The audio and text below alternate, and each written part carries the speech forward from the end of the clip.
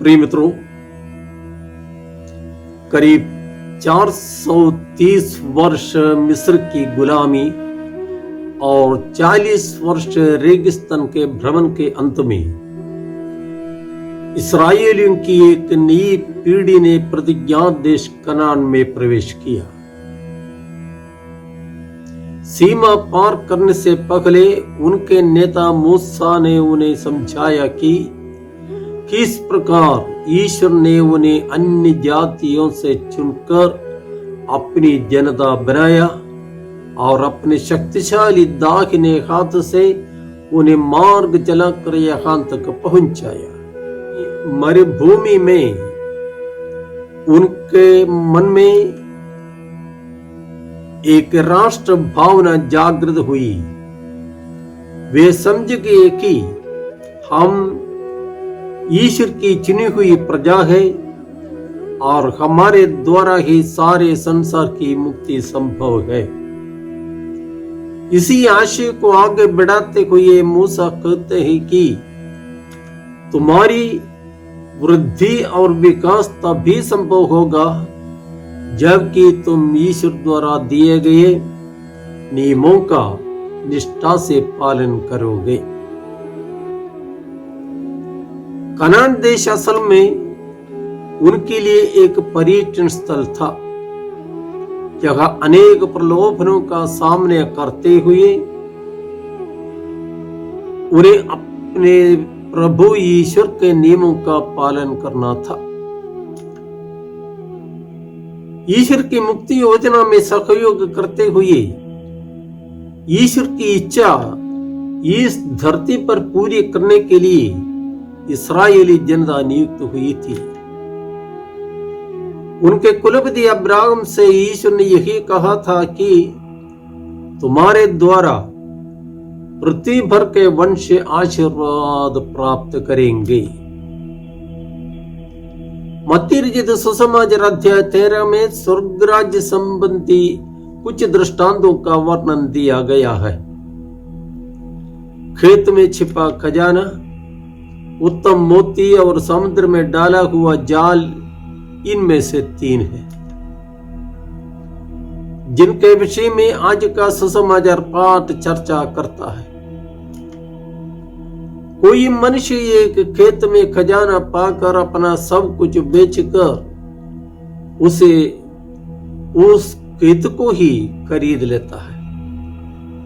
कोई रत्न व्यापारी एक बेमूल्य मोती देखने पर अपना सब कुछ बेचकर उस मोती को खरीद लेता है। इन दोनों व्यक्तियों ने छिपा खजाना और बेमूल्य मोती का ऊंचा मूल्य समझ लिया था, इसलिए अपना सब कुछ बेच डालने में उन्हें कोई दुख नहीं हुआ, क्योंकि वे समझते थे कि अपने वर्तमान लाभ को खोने से ही उन्हें उसके कई गुना फायदा मिल जाएगा। बिना कुछ खोए कोई भी कुछ पाता नहीं है। कुछ पाने की इच्छा से ही कोई कुछ खोता है। यह व्यवहार की सामान्य रीति भी है। लोग पैसा खर्च करते हैं आनंद पाने के लिए। यह आनंद शारीरिक, मानसिक, आर्थिक या आध्यात्मिक हो सकता है, लेकिन खोना और बर्बाद होना 2 अलग बातें हैं।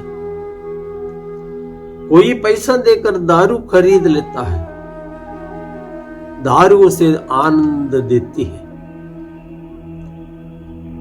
और आनंद पाने के लिए शरीर दारू मांगता रहता है। आखिर वो व्यक्ति दारू का गुलाम बन जाता है और धीरे धीरे वो अपनी संपत्ति, नौकरी, इज्जत, परिवार की सुरक्षा सब कुछ खोकर बर्बाद हो जाता है। प्रभु की शिक्षा में इस प्रकार की बर्बादी को कोई स्थान नहीं है। खजाना या बहुमूल्य मोती पाने के लिए अपना सब कुछ बेच डालने वाला व्यक्ति स्वतंत्र मन से जानबूझकर आय व्यय का सही हिसाब लेने के बाद ही ऐसा करता है। उसे मालूम है कि वो अपनी वर्तमान धन संपत्ति खोने से उसका अनेक गुना सुख संपत्ति का हकदार होगा। इसलिए प्रभु कहता है कि जो मेरा अनुसरण करना चाहता है वो अपना सब कुछ त्यागे और मेरे पीछे हो ले। स्वर्ग में उसके लिए संपत्ति सुरक्षित रखी रहेगी। स्वर्ग राज्य की प्राप्ति के लिए हमें पृथ्वी की संपत्ति, सुख, चैन और बहुत कुछ त्यागना पड़ता है। स्वर्ग राज्य में सदा बने रहने वाले आनंद को पाने के लिए यह लोग की सुख संपत्ति खो देना बुद्धिमानी है।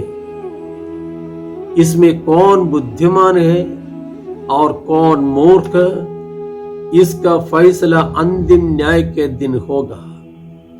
इस संबंध में आज का सुसमाचार कहता है कि स्वर्ग का राज्य समुद्र में डाले हुए जाल के सदृश है, जो हर तरह की मछलियां बटोर लाता है। जाल के भर जाने पर मछुए उसे किनारे खींच लेते हैं। तब वे बैठकर अच्छी मछलियां चुन चुन कर बर्तनों में जमा करते हैं और रद्दी मछलियां फेंक देते हैं। यहाँ अच्छी मछलियां धार्मिक लोगों को तथा रद्दी मछलियां बुरे लोगों को सूचित करती है।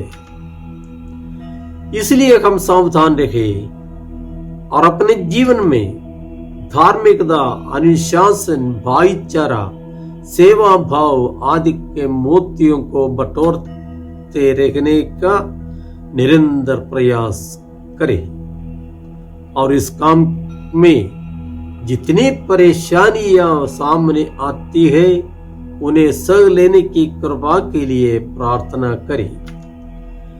तभी हमारे द्वारा इस धरती पर स्वर्ग राज्य का विकास होगा। पूर्व काल के इस्राएलियों की तरह हम भी इसी कार्य के लिए बुलाए और नियुक्त हुए हैं। ईश्वर की कृपा हमारा मार्गदर्शन करे। जय यीशु।